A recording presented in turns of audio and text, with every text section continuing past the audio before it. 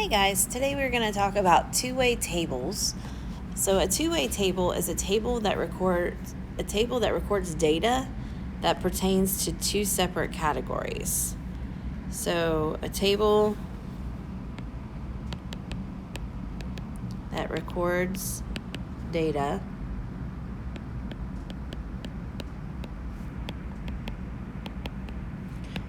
that pertains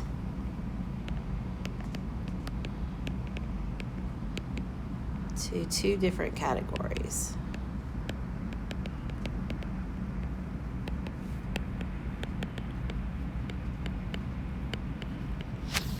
All right, the two-way table below shows results from a survey in which students were asked their gender, male or female, and their dominant writing hand, left or right-handed. So you can see that there were 7 left-handed males and 48 right-handed males. So in a two-way table, we have the joint frequencies, which is the individual data. So these would be the joint frequencies. And then we have the marginal frequencies, which are the totals at the end of the columns. So just to go across, you're just going to do 7 plus 48, and that's going to give you 55. Here you're going to do 9 plus 86, and that's going to give you 95. And then here you're going to do either 55 plus 95, or we can go across. So if we go down the first column, we're going to do 7 plus 9, which is 16. And here we're going to do 48 plus 86, which is 134. And either way, if we go 16 plus 134 or 55 plus 95, both ways should equal the same number, which is 150. So upon exiting, passengers on a plane were asked if this was their final destination and if they checked any bags. The results shown in the table below. Complete the table by filling in the missing joint and marginal frequencies.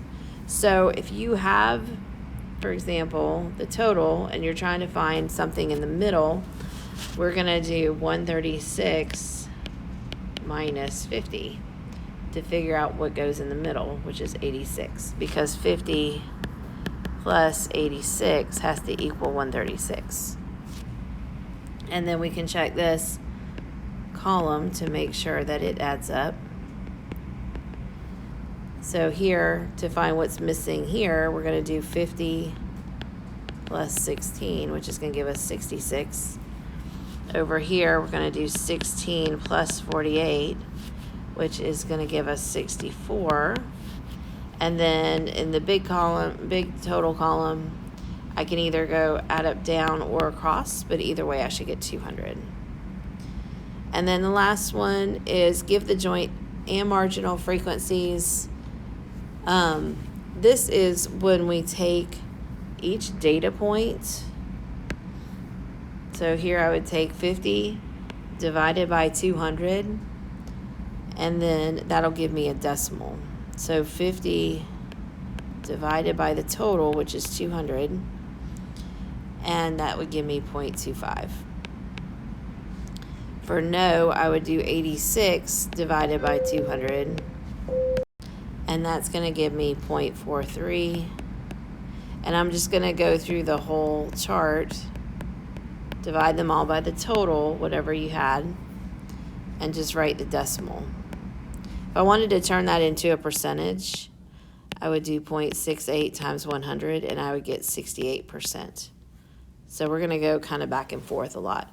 So let me just give you the rest of these, and you can make sure that those work out for what, that you can do it yourself.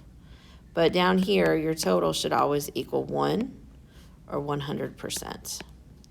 So I think that's everything on this. So if you have any questions, just let me know.